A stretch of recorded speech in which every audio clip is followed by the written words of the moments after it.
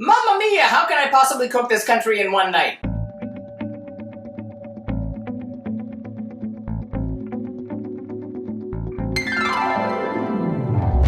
Welcome back to Cliffieland. This is weekend country number 82 on our second attempt of cooking the food of every single country in the world, and tonight we're up to the nation of Italy. Italy, located in the central Mediterranean, is bordered by France, Switzerland, Austria, Slovenia, and San Marino and Vatican City. It has a cuisine which is legendary, one of the most popular cuisines throughout the world, and it is as ancient as its history, with some dishes going back to the 4th century BCE. Its dishes are known for their simplicity, their use of a limited number of ingredients, but the quality and the freshness of those ingredients and the preparation. It has 19 separate regional styles, which we could not possibly cover in one night. We tried to do it in 2 nights last time and, did kind of okay. But tonight we're going to be recreating what we did on one of those nights last time. And we will be making Insalata di Polpi, which is an octopus salad from the Venetian tradition. We're making a Pollo alla Cacciatore, a chicken cacciatore, often done with rabbit, which is chicken in the style of the hunter.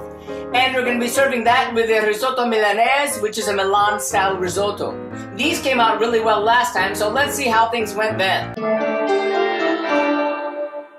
Well, 4 years ago, I had the benefit of being able to cook on 2 separate nights, and I was doing all of these for the very first time. The first night I made a gnocchi al pesto, making gnocchi for the very first time. It worked out really well until halfway through I kind of messed it up really badly because it was the very first time I was making it and I didn't know a certain basic thing. But that tasted great despite my screw-ups. I covered that with a pesto genovese, which is a classic basil pesto. That was scrumptious, wonderful. It's a really shame that I can't do that again this time. And I served that all with a gamberi alla rosmarina, which is a classic shrimp with pancetta and rosemary. Also, tremendously delicious dish, although the ingredients were kind of pricey, which is a theme with the Italian food that we're cooking here. Now, on the second night, we did what we're doing tonight, which is the octopus salad, which was phenomenal. The chicken cacciatore, which was simple and very, very delicious. And the star of that was the risotto Milanese, which was so good I wound up making it again a few times since then, despite the price.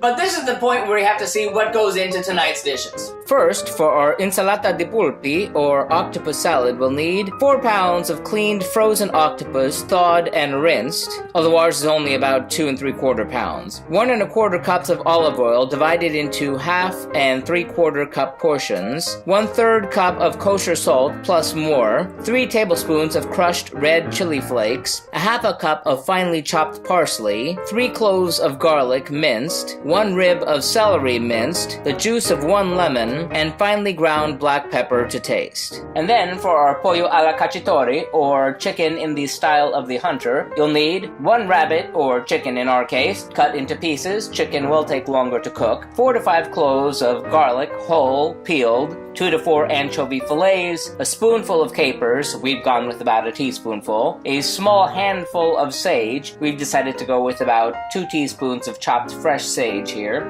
olive oil, white wine vinegar, water, salt and pepper, and a pinch of chopped parsley. And finally, for our risotto alla Milanese, or Milan-style risotto, we'll need 6 cups of chicken stock, 1 tablespoon of saffron threads, 3 tablespoons of unsalted butter, 2 small yellow onions minced, 2 cups of arborio rice, 1 cup of dry white wine, optionally 1 ounce of raw bone marrow, but we're not using that, 1/2 cup of grated Parmesan, and kosher salt and freshly ground black pepper to taste. This is gonna be great. It's time to start cooking. Into an 8-quart saucepan, place the octopus, 1/2 cup of oil, salt, and chili flakes. Cover with water by 1 inch and boil.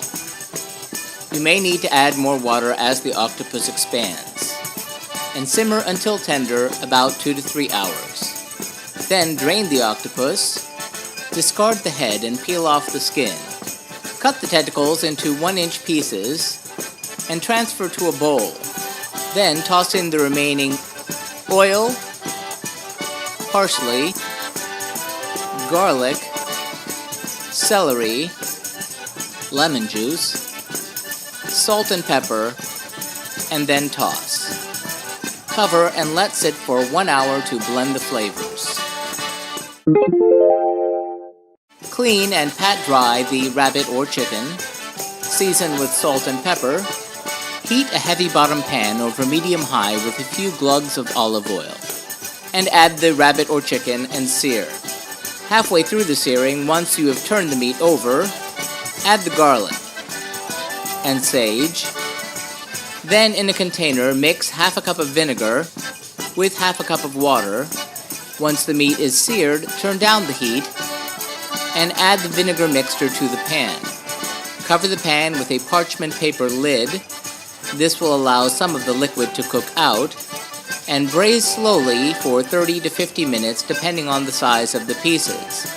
Give everything a turn every 10 minutes or so, and be sure to control the pan heat and continue to add vinegar and water in a 1-to-1 ratio as needed to keep the pan from going dry.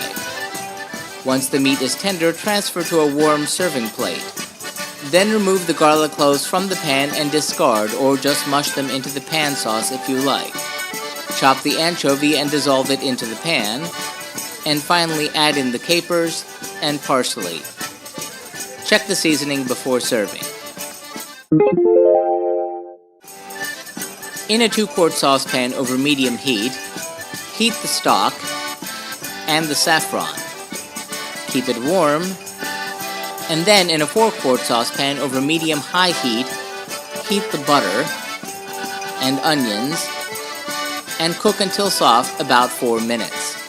Add the rice, cook until lightly toasted, about 4 minutes.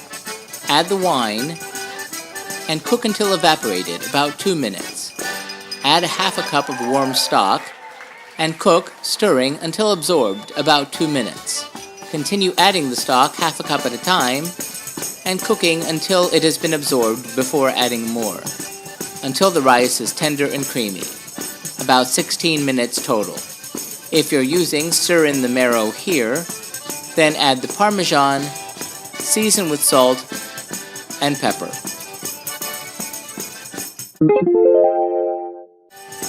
Serve the salad in bowls. Plate servings of the risotto.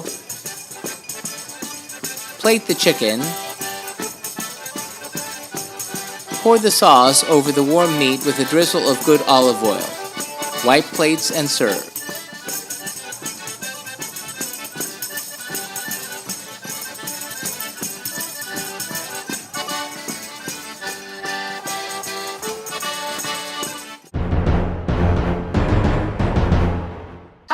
Turn out. I've had Italian food for as long as I've been alive, and there's a ton of it you can find right outside our front door here. But I'd never really cooked it before last time, and this time it was just as good. Starting with that octopus salad. It was scrumptious. The octopus was nice and tender. It had that delightful herbaceousness from the parsley and the olive oil. It was a spectacular dish. Gonna give the Insalata de Polpi 5 out of 5 globes. A tremendous dish. Try it yourself. But be warned, a whole octopus will set you back a bit. And then the Pollo alla Cacciatore, or chicken cacciatore, was wonderful. It was nice and subtle. The braised chicken was cooked perfectly. The anchovies and capers and the sauce and the garlic gave it just the right touch. It was really a great dish. Gonna give the chicken cacciatore 5 out of 5 globes. But then there's that risotto. It was just as great as it was last time. I'm so glad I made extra because I'm gonna be enjoying that for days. It had just the right texture, and that saffron gave it a taste that I don't have the vocabulary to describe. It was just so good. That bit of cheesiness on top really gave it an additional bit of texture. Loved it so much. I'm gonna give the risotto Milanese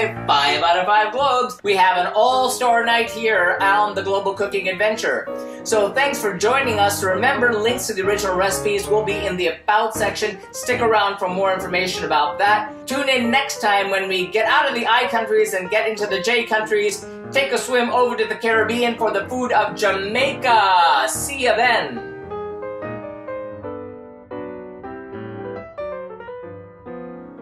And remember, if you'd like to see our streams live when they happen every Tuesday night, be sure to follow us on Periscope or Facebook Live. Like and subscribe to be advised when these videos are posted. Remember, links to the original recipes can always be found in the About section. And if you have any thoughtful feelings or helpful suggestions about the food that we're cooking, let us know in the comments. Thanks for watching and happy eating!